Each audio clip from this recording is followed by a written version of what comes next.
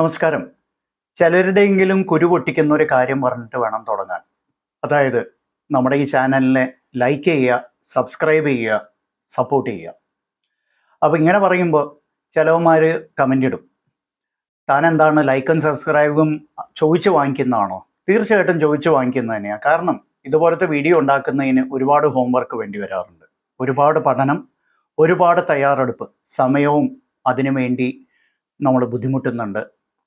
അപ്പോൾ നിങ്ങൾക്ക് ചെയ്യാൻ പറ്റുന്നത് ഒറ്റ പൈസ ചിലവില്ലാത്ത ലൈക്കും സബ്സ്ക്രൈബും പിന്നെ കമൻ്റ് ഇടുക എന്നുള്ളതാണ്. കമൻ്റ് ഇടുക എന്ന് പറയുമ്പോൾ തെറി തന്നെ ആയിക്കൊള്ളണമെന്നില്ല, വേണമെങ്കിൽ അത് ഇട്ടോ, കുഴപ്പമൊന്നുമില്ല, നമുക്ക് സന്തോഷമാണ്. വേറെ ഏതെങ്കിലും കമൻ്റ് ഇടാൻ നല്ല മനസ്സുള്ളവർക്ക് സാധിക്കട്ടെ എന്ന് പ്രാർത്ഥിക്കുന്നു. ഇനി വിഷയത്തിലേക്ക് കടക്കാം.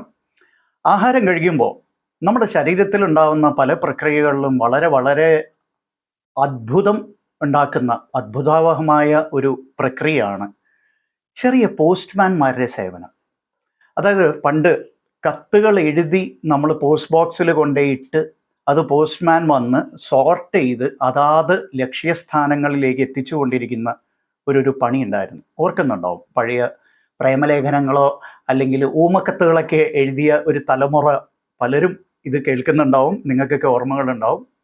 അപ്പോൾ ഈ ഒരു രീതിയിൽ തന്നെ നമ്മുടെ ദഹന പ്രക്രിയ പ്രവർത്തിക്കുന്നുണ്ട് എന്ന് പലർക്കും അറിയില്ല. എന്താണ് ഈ പോസ്റ്റ്മാൻമാർ എന്ന് പറയാൻ കാരണം ഈ ദഹന പ്രക്രിയയിൽ? അത് വളരെ ഇൻട്രസ്റ്റിംഗ് ആണ്. എന്ന് വെച്ചാൽ നമ്മളിപ്പോൾ ഭക്ഷണം കഴിക്കുന്നു. ഈ ഭക്ഷണം അന്നനാളത്തിലൂടെ ആമാശയത്തിലേക്ക് എത്തുന്നു. ഈ ആമാശയത്തിൽ എത്തിക്കഴിയുമ്പോൾ വളരെ രസകരമായിട്ടുള്ള ഒരു സംഭവം ഉണ്ടാവും. ആമാശയം ചുമ്മാ ഒരു മിക്സി ആണെന്നാണ് എല്ലാവരും കരുതുന്നത്. ഹൈഡ്രോക്ലോറിക് ആസിഡും വേറെ കുറേ പദാർത്ഥങ്ങളൊക്കെ മിക്സ് ചെയ്യാൻ മാത്രമാണ് ഉപയോഗിക്കുന്നത് എന്ന് പറയാറുണ്ട്. അല്ല, ആമാശയത്തിൽ സ്ഥിതി ചെയ്യുന്ന ചില നാഡികളും ചില ലോക്കൽ ഹോർമോൺസ് ഉണ്ടാക്കുന്ന കോശങ്ങളും. ലോക്കൽ ഹോർമോൺസ് എന്ന് പറയുമ്പോൾ ലോക്കൽ ഹോർമോൺസ് ആണ്. ഈ ഹോർമോൺസ് ദൂരസ്ഥലങ്ങളിലേക്ക് പോവില്ല, ആമാശയത്തിലും കുടലിലും മാത്രമേ പ്രവർത്തിക്കുകയുള്ളൂ. എന്തുകൊണ്ട് എന്നുള്ളത് നമുക്ക് കാണാൻ സാധിക്കും. അപ്പോൾ ഈ ഭക്ഷണം ആമാശയത്തിൽ എത്തി നിൽക്കുകയാണ് കേട്ടോ. അപ്പോൾ ആദ്യം എന്ത് പറ്റുമെന്ന് വെച്ചാൽ വേഗസ് നെർവ് എന്ന് പറയുന്ന ഒരു നാഡി നേരെ തലച്ചോറിൻ്റെ ഒരു ഭാഗത്തേക്ക് വിവരം എത്തിക്കും. അതായത് ആഹാരം വന്നിട്ടുണ്ട് എന്ന് പറയാം. കാരണം എന്താണെന്ന് വെച്ചാൽ വയറ് നിറഞ്ഞു കഴിയുമ്പോൾ മതിയാക്കൂ, നീ ഇനി ഭക്ഷിക്കണ്ട, നീ ഇനി മൂക്കുമുട്ടയെ തിന്നണ്ട, വെട്ടി വിഴുങ്ങണ്ട എന്ന് തലച്ചോറ് നമ്മളോട് പറയണ്ടേ.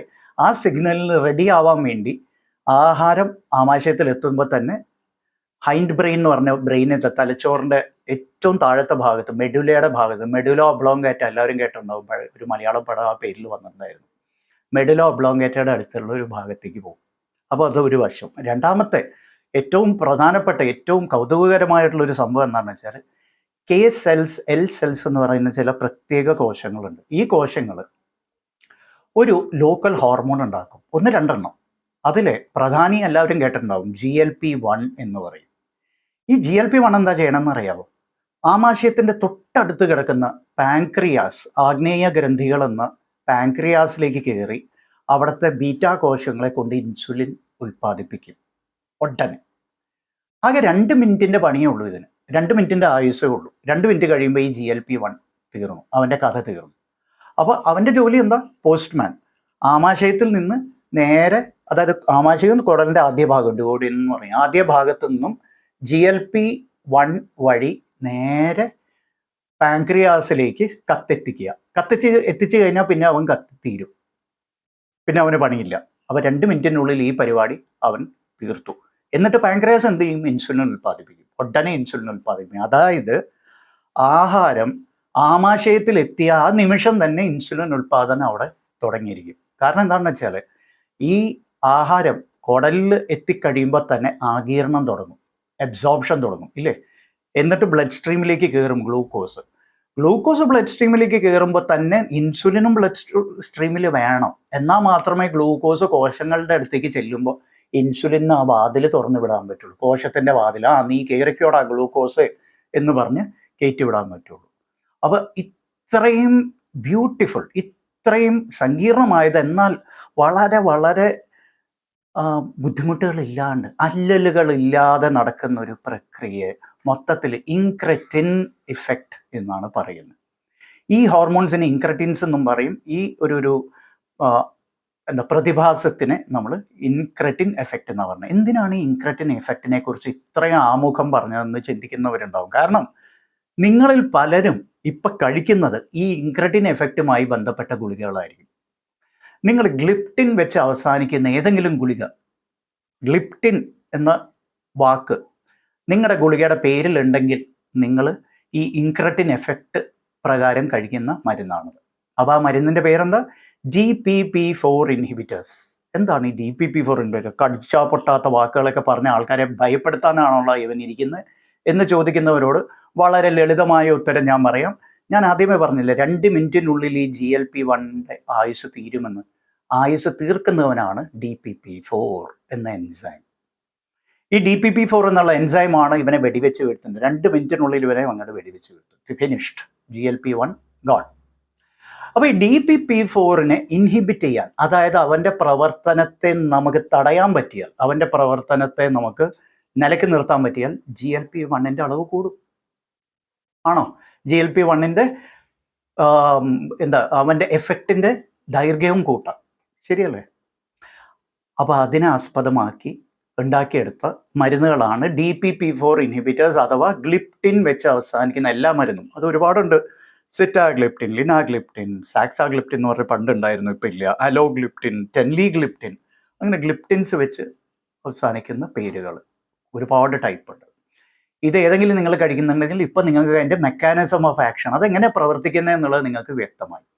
അപ്പോൾ അവിടെ ഒരു ചോദ്യം വരും, ഈ DPP4നെ എന്തിനീ വളഞ്ഞ വഴി ഇങ്ങനെ കഴിക്കുന്നതിന് വരെ ഇങ്ങനെ കഴിക്കേണ്ട വല്ല ആവശ്യമുണ്ടോ എന്നൊക്കെ ചോദിക്കുന്നത്. അപ്പോൾ ഈ DPP4നെ സപ്രസ് ചെയ്യുന്ന നേരത്ത് നമുക്ക് GLP-1ൻ്റെ അളവ് അങ്ങോട്ട് കൂട്ടിയാൽ പോരെ?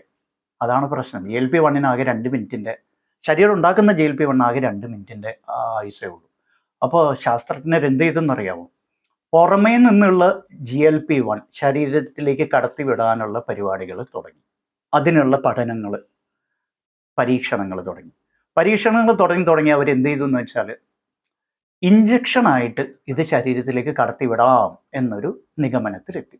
അങ്ങനെയാണ് GLP-1 അനലോഗ്സ് എന്ന് പറയുന്ന ഒരു കൂട്ടം, ഒരു വിഭാഗം മരുന്നുകൾ തന്നെ രൂപപ്പെട്ടത്. അവയ്ക്ക് ഇപ്പോൾ ഒരുപാട് അംഗങ്ങളുണ്ട് ആ കൂട്ടത്തിൽ. അതിൽ ഏറ്റവും പേരെടുത്ത, ഏറ്റവും പ്രശസ്തനായ അംഗമാണ് ഇന്ന് സോഷ്യൽ മീഡിയയിലൊക്കെ വൈറലായി കിടക്കുന്ന ഒസെംപിക് എന്ന് പറയുന്ന ഒരു ഇഞ്ചക്ഷൻ. കേട്ടിട്ടുണ്ടാവും. US-ലും യൂറോപ്പിലും ഇപ്പം എന്തിന് നമ്മുടെ രാജ്യത്ത് പോലും വണ്ണം കുറയ്ക്കാനായിട്ട് ബോളിവുഡ് സെലിബ്രിറ്റീസ് ഉൾപ്പെടെ ഒരുപാട് പേര് എടുക്കുന്ന സാധനമാണ്. കാരണം ഇത് GLP-1 അനലോഗാണ്, GLP-1 ആഗോണിസ്റ്റ് എന്നൊക്കെ പറയും. ഇതിന് വേറെ പല പല പല പ്രയോജനങ്ങളും ഉണ്ട്. തലച്ചോറിൽ ഞാൻ ആദ്യം പറഞ്ഞില്ലേ, തലച്ചോറിലേക്ക് പോണ സിഗ്നലിനെ ഇത് മാറ്റിമറിക്കും. അതിനാൽ നിങ്ങൾക്ക് ഭക്ഷണം കഴിക്കാൻ ഒരു ആസക്തി, അത് കാണുമ്പോൾ എനിക്കിപ്പോൾ അത് വേണം, എനിക്കിപ്പോൾ ഇത് കഴിക്കണം, ആക്രാന്തം അതൊക്കെ മാറും. ആഹാരത്തോടുള്ള ആക്രാന്തം മാറുമെന്ന് മാത്രമല്ല, പെട്ടെന്ന് വയറ് നിറഞ്ഞതായിട്ടും തോന്നും. കൂടുതൽ നേരത്തേക്ക് വയറ് നിറഞ്ഞിരിക്കുന്നതായിട്ട് നിങ്ങൾക്ക് അനുഭവപ്പെടും. അതിനാൽ കാലക്രമേണ നിങ്ങൾക്ക് വണ്ണം കുറയും എന്ന് മാത്രമല്ല, നിങ്ങളുടെ ആഹാരത്തോടുള്ള സമീപനം തന്നെ, ഫുഡ് നോയ്സ് എന്ന് പറയും. തലച്ചോറിനകത്ത് ഒരുപാട് കൺഫ്യൂഷൻ, ഏത് കഴിക്കണം. ചിലർ കണ്ടിട്ടുണ്ടാവും, ഭക്ഷണം മുമ്പിൽ വെച്ച് കാണുമ്പോൾ ഇതിപ്പോൾ കഴിക്കണം. മൂക്കുമുട്ട കഴിച്ചാൽ അവർക്ക് വീണ്ടും അത് കഴിക്കാനുള്ള ആസക്തി തോന്നും. അത് അവരെ കുറ്റമല്ല, അത് തലച്ചോറിൽ വരുന്ന ബയോകെമിക്കൽ ചേഞ്ചസിൻ്റെ ഒരു കാരണമാണ്. ഇവിടെ ആരെയും നമുക്ക് കുറ്റം പറയാൻ പറ്റില്ല. അവൻ ആക്രാന്തക്കാരനാണ്, അല്ലെങ്കിൽ അവൻ അത്യാഗ്രഹിയാണ്. നോ, അങ്ങനെ ഒരിക്കലും പറയരുത്. ഇത് ബയോകെമിക്കൽ ചേഞ്ചസ് കാരണമാണെന്ന് മനസ്സിലാക്കിയിട്ട് തന്നെയാണ് ഇത്തരത്തിലുള്ളൊരു ഇഞ്ചക്ഷൻ കൊണ്ടുവന്നത്. ഓഫ് കോഴ്സ് അതിൻ്റെ ഓറൽ ഫോം. അപ്പോൾ ആൾക്കാർ പറഞ്ഞു, ഇത് സൂചി കുത്തിയെടുക്കാനുള്ളതല്ലേ, ഭയങ്കര ബുദ്ധിമുട്ടല്ലേ, സൂചി കുത്താൻ എനിക്ക് പേടിയാണ്, അല്ലെങ്കിൽ സൂചി കുത്താൻ എനിക്ക് മനസ്സില്ല. അപ്പോൾ അവർക്ക് വേണ്ടി ഇതിൻ്റെ ടാബ്ലറ്റ് ഫോമുണ്ട്. ടാബ്ലറ്റ് ഫോമിനേക്കാളും പക്ഷെ ഫലപ്രദം എൻ്റെ അനുഭവത്തിൽ ഇഞ്ചക്റ്റബിൾ തന്നെയാണ്. ഇക്കാലത്ത് ഈ ഇഞ്ചക്ഷൻ്റെ ആഴ്ചയിൽ ഒരിക്കലെടുക്കാനുള്ള ഫോർമുലേഷൻസ് വന്നിട്ടുണ്ട്. ആഴ്ചയിൽ ഒറ്റ തവണ എടുത്താൽ മതി, ഒട്ടും വേദനയില്ലാതെ. അത്തരത്തിലുള്ള ഇഞ്ചക്ഷൻസ് വന്നതിനാൽ ഇപ്പോൾ അവർക്കും ഹോപ്പുണ്ട്, അവർക്കും പ്രതീക്ഷയുണ്ട്, എല്ലാ ദിവസവും കുത്തണ്ട. അപ്പോൾ GLP-1 ആഗോണിസ്റ്റിനെ കുറിച്ച് നിങ്ങൾ പഠിച്ചു, DPP4 ഇൻഹിബിറ്റേഴ്സിനെ കുറിച്ച് നിങ്ങൾ പഠിച്ചു അല്ലേ? അപ്പോൾ GLP-1 ആഗോണിസ്റ്റ് ടൈഡ് വെച്ച്, TIDE വെച്ച് അവസാനിക്കുന്ന മരുന്നായിരിക്കും. DPP4 ആണെങ്കിൽ ഗ്ലിപ്റ്റിൻ വെച്ച് അവസാനിക്കുന്ന മരുന്നുകൾ. അപ്പോൾ ഇതിനെക്കുറിച്ച് നിങ്ങൾ അറിഞ്ഞ സ്ഥിതിക്ക് ഇനി മറ്റുള്ളവരെയും കൂടി അറിയിക്കണ്ടേ? തീർച്ചയായിട്ടും അറിയിക്കണം. അപ്പോൾ ഒരിക്കൽ കൂടി നിങ്ങളോടൊക്കെ അഭ്യർത്ഥിക്കുകയാണ്, ലൈക്ക് ചെയ്യുക, നിങ്ങൾ ആ നോട്ടിഫിക്കേഷൻ ഐക്കൺ ലൈക്ക് ചെയ്യുക ആൻഡ് ഷെയർ ചെയ്യുക, ആൻഡ് മറ്റുള്ളവർക്ക് ഇതൊന്ന് പങ്കുവയ്ക്കാൻ ശ്രമിക്കുക. Thanks for watching. Bye bye.